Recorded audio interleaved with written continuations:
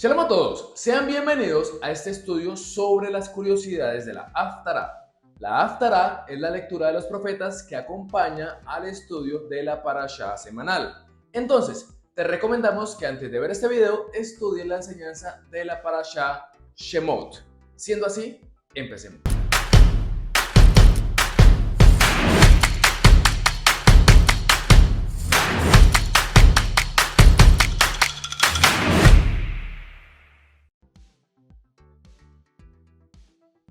La Haftará de esta semana se encuentra en el libro del profeta Jeremías, desde el capítulo 1, verso 1, hasta el capítulo 2, verso 3. Tanto la Parashá como la Haftará nos cuentan el llamado que hace Elohim.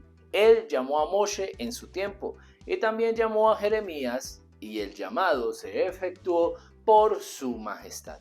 Y la respuesta que ellos dieron fue muy similar. Moshe en 3 ocasiones le dice a Elohim que no se considera nadie para ir a hablarle a la corte del faraón.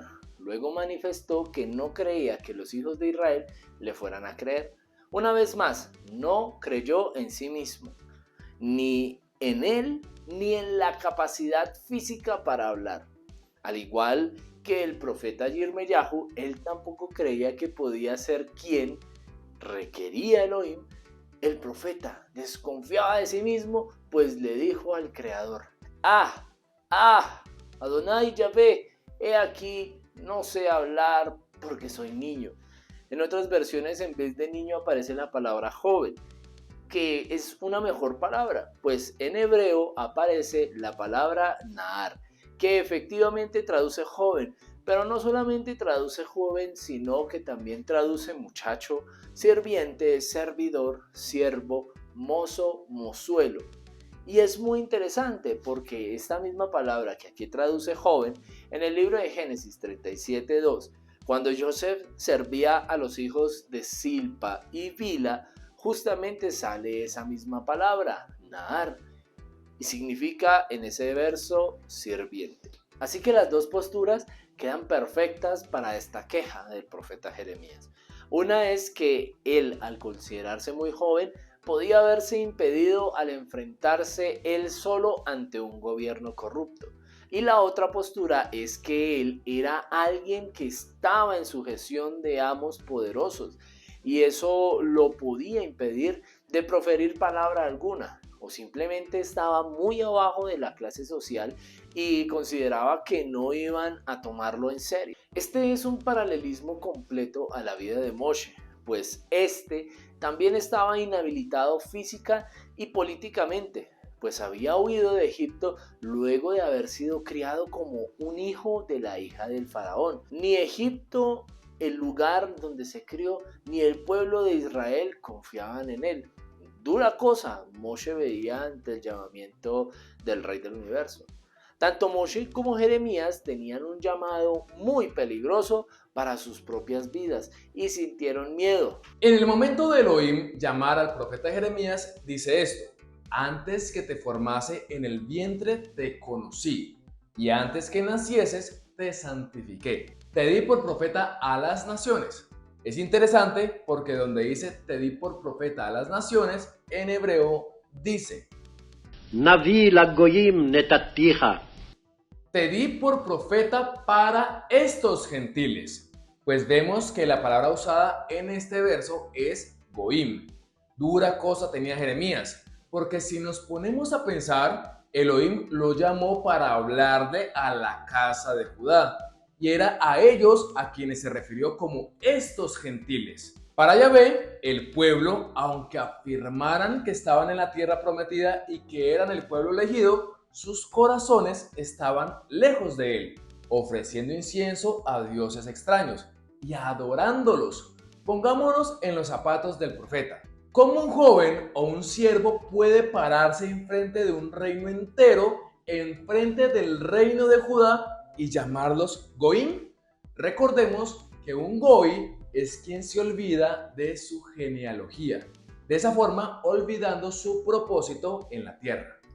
Jeremías fue llamado, pero él no iba a estar solo, aún frente a la incapacidad física y mental que podía tener el profeta. La voz de su majestad ya había hablado Él es el que da el poder para que el hombre hable. Él es nuestro dueño.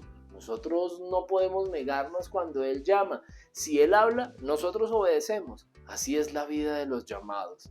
Por más que queramos no hacerlo, no tenemos opción.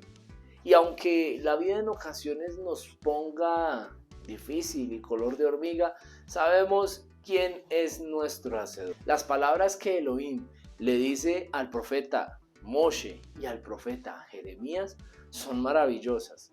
Y Yahvé respondió: ¿quién dio la boca al hombre? ¿O quién hizo mudo al sordo, al que ve y al ciego? ¿No soy yo, Yahvé? Ahora pues, ve, y yo estaré con tu boca y te enseñaré lo que hayas de hablar. Y me dijo Yahvé: no digas soy un joven, porque a todo lo que te envié irás tú y dirás todo lo que te mande. No temas delante de ellos, porque yo estoy contigo para librarte, dice Yahvé. Somos su heredad. Si Adonai está de nuestro lado, no tenemos nada que temer, no tenemos absolutamente nada que temer. Amada familia, crean al que les habla. Caminar al camino de Adonai como oveja es diferente que caminar el mismo camino, pero como un guía. Las responsabilidades son mayores, físicamente es agotador. Hay que sacrificar mucho de nuestro tiempo familiar. Nuestra vida se torna diferente a las de las demás personas. Los temores son muchos, miedos hay por doquier.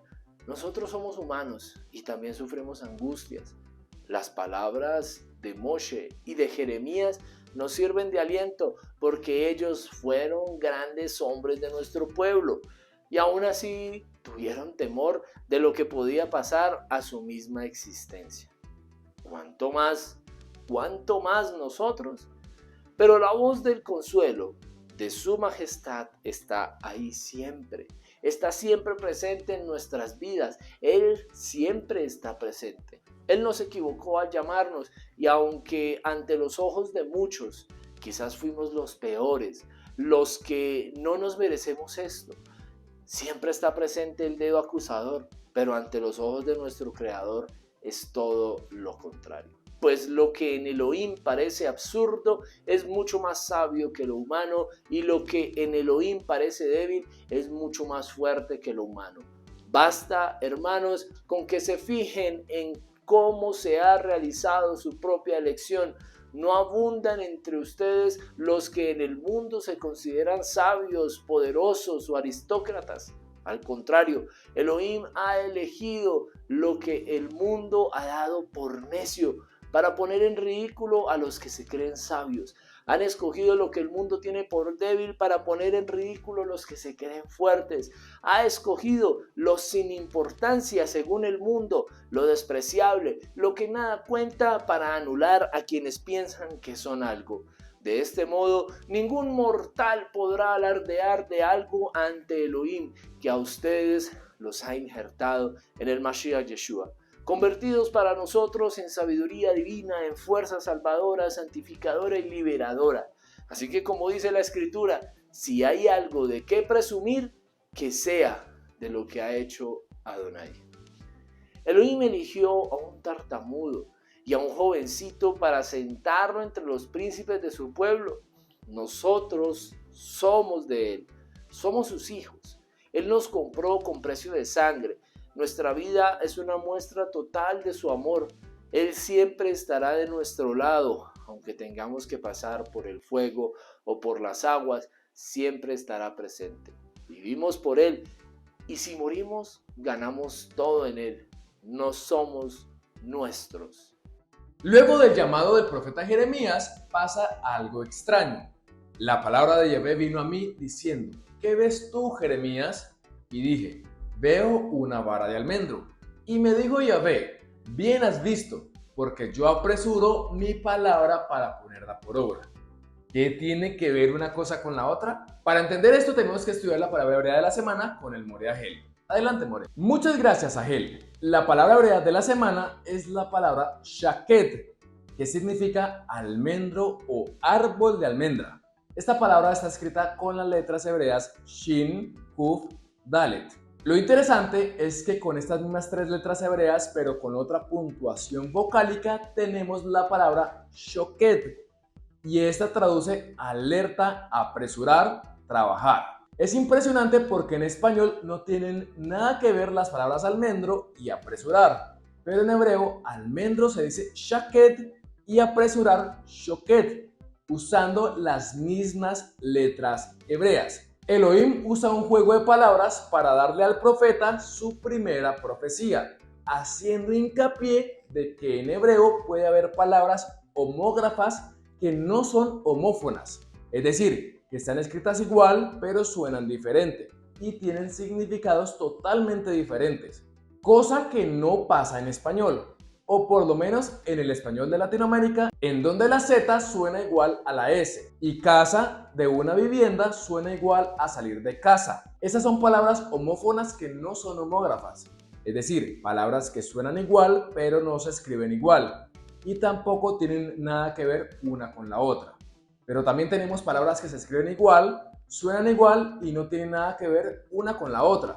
Por ejemplo, diga casa, mañana se casa. Otra es llama de alpaca, llama de llamar, llama de fuego.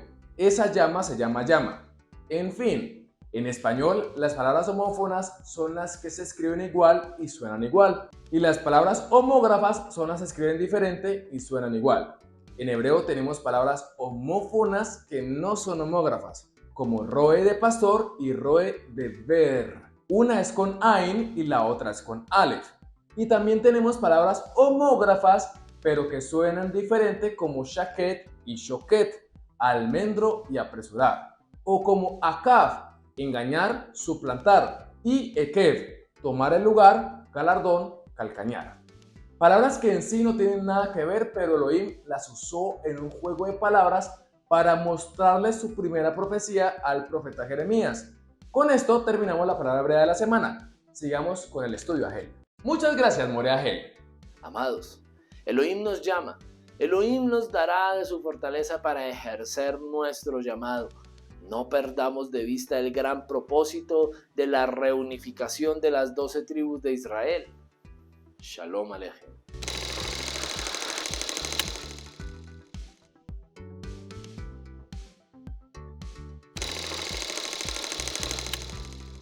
Muchas gracias, Morea Agel.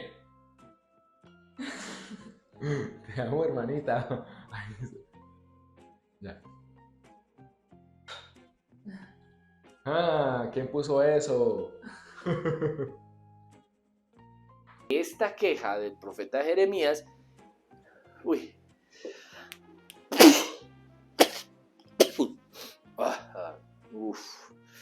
estornudo metalero.